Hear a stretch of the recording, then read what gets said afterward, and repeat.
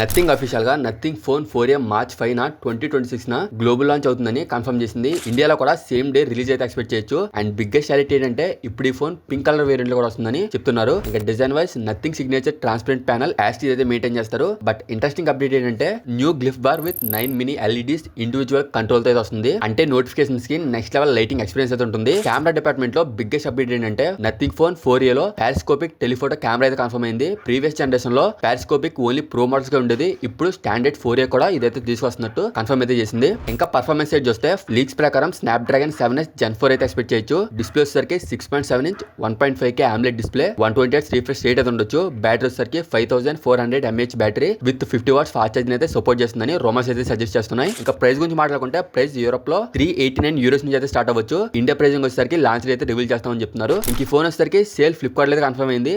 March 5 official event అయితే full details అయితే confirm అవుతాయి. సో ఇలాంటి అప్డేట్స్ కోసం తెలుగు టాప్ టెక్ ని ఇప్పుడే సబ్స్క్రైబ్ చేసుకోండి.